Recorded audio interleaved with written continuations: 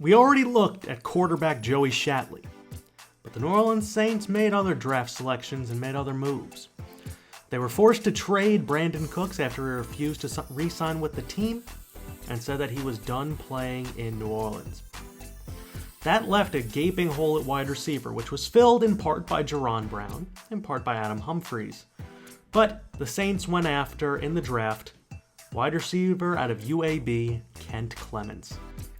He's 6'6", he runs pretty quickly, he has agility to him that was unexpected, and he is a threat at all levels. He can work in the screen game, he can work on outs, he can work on go routes, he has a very diverse route tree, and he is an excellent young player who, based on his performance during this preseason, actually earned himself a starting spot over Jaron Brown. He had a total of 7 touchdowns this preseason. So he was the first player that we looked at, and we're going to continue looking at. But one of the players that our second offensive player that we drafted is Rakeem Blackman. We had 5 players, or 5 picks in the first 2 rounds in this year's draft. We went 3 defense, the first 3. We'll cover them next time. Then we went Joey Shatley at 52. But then we went Rakeem Blackman, running back, Ohio State. With the injury concerns to Mark Ingram that have just been so abundant, we needed a new running back, at least as a guy to split carries with. Hightower was getting older, and Daniel Lasco didn't really seem like the ideal fit. But Rakeem Blackman was too good to pass up by the time that he dropped to us. The one thing that he struggles with currently is drops. And that's disappointing because he really could have been a great asset to us as a receiving back, but we'll see if he can develop that game later on in his career. Now, that doesn't mean that Mark Ingram is done. Mark Ingram is one of the best pass-blocking running backs in the NFL. Not only that, but he's a pretty good wide receiver, or pretty good receiver out of the backfield as well. So, moving forward, it seems that Rakeem Blackman's going to be the starting running back, but Mark Ingram's going to be the third down back. And we're still going to use Daniel Lasco a little bit. We're still going to have Ingram as a change of pace guy. But Rakeem Blackman's speed and agility are just too good to pass up. And his ability to find open space and make people miss is a rare quality, especially for a rookie. So outside of that, we have Jamize Olawale now at fullback. That's a big upgrade as well because John Kuhn really was not a blocker. And Chris Manhertz is still the tight end. But that doesn't mean that he is the only tight end. Not only that, we have Craig Stevens. We also have DeMarcus Edens. We have Josh Hill. DeMarcus Edens was an undrafted free agent that we really liked, and he's someone that we really wanted to throw into the mix. Josh Hill obviously has been an established member of the Saints for a while. Craig Stevens, a pure run blocker who we can use in 2 tight end sets, etc., as Kent Clemens just absolutely dominates competitions on default. And then we have Darren Waller, who we were considering for a little bit, but Waller really never panned out for us. Just not an ideal fit. He has a lot of speed to him, but not good enough route runner, not good enough hands. And then we have Deadrian Vick, who we signed as an undrafted free agent, and he looked like someone who could be of some real quality to us. Not only is he a good player in terms of his receiving abilities, but he's an excellent kick returner. So the trio of him, Lasco, and Adam Humphries really were good competition for that starting kick return and punt return roles. But Deadrian Vick also showcased that he could make a mark unlike Tommy Lee Lewis and Jake Latman as a receiver, not just as a returner. So Vick had a really good preseason to him. Wasn't as good as Kent Clemens, but I don't think anybody, including the starters, were as good as Kent Clemens. And that really impacted a lot of things. Unfortunately, though, he got hurt. So did DeMarcus Edens. Edens broke his thumb and he'll miss at least the first 2 weeks of the regular season. Deadrian Vick broke his collarbone. And because we don't want to give him up, but we need that extra roster spot, he's been placed on IR for the season.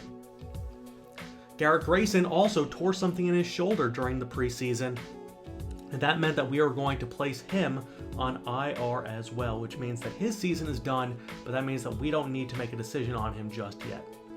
And as you can see, Ingram looks pretty solid as he keeps getting into space. Darren Waller with an unnecessary block in the back.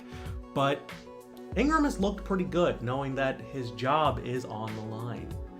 And it really wasn't until the end of the preseason that we made the decision on putting Rakeem Blackmon as the starter. But it was out of necessity, not just out of, this guy's playing better, because I don't know if Rakeem Blackmon was particularly playing better. But the one area that he has over Ingram in all capacities is health.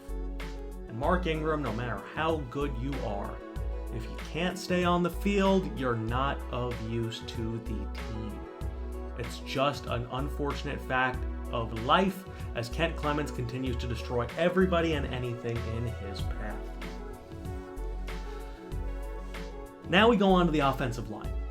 And the offensive line has looked interesting, but it has definitely failed Rakeem Blackmon in this preseason. Max Unger was underwhelming, but he's still good enough to be the center. Cole Kreutz wasn't terrible. Trevon Kraft was not terrible either, who we picked up from the Browns. Yes, the Browns decided to cut their 5th round pick, and we picked him up in the preseason and threw him in. Andres Pete was disappointing, to say the least, again. Zach Strief wasn't really good either, but we did get some good production out of Corey Stuvance. He did mess up occasionally, he got called on some holds, but he was overall an effective player on the offensive line. Pass protection, the offensive line is pretty good. Run blocking, it could use some work, and I think that starts with Unger up the middle, and probably Zach Strief. We did a better job versus second and third stringers than we did versus starters, and that's never a good sign, if we're getting overmatched that early. But regardless of that fact, I think that the offensive line did a decent job. I think it's also worth noting, though, that Mark Ingram gets hurt in the preseason, as we jump back to that for a minute. And he's going to suffer an abdominal tear, and he's going to be out for the first 3 weeks of the season. Again, another injury for Mark Ingram. That was the deciding factor that Rakeem Blackmon would be the starter. We also signed rookie undrafted free agent Frank Carter to be our third down back to the start of the season, because while we like Lasco, Carter is a lot better of a route runner. Purely, he was more of a receiving back in college anyway, so I think he's a better fit for what we need, and that means we can use Lasco as a change of pace guy instead of just completely wearing him out as only a third down back. So, with all things considered, the New Orleans Saints might have some issues, particularly at wide receiver. They don't have that dominant force, but Kent Clemens and Michael Thomas, both of them. Thomas last year was phenomenal. Willie Snead's been really good, and Kent Clemens looks like an absolute stud early on. We'll see if he can keep that up. At tight end, we have some question marks. Can Manhurts continue his production from last season? Was it unsustainable? Can Joey Shatley be the starting quarterback that we need? Can Rakeem Blackmon do what he needs to do at running back, and can the offensive line hold up? This isn't even getting involved with the defense, which we will do in the next episode. Until then, I hope you guys enjoyed, and then in the next episode, I'm going to do the defense. I think the episode after that, I'll show you guys the cuts, the schedule, etc. So that's going to be a separate video. So I hope you guys enjoyed. I'm Moonlightswami, and I'll be talking to you guys later. Peace.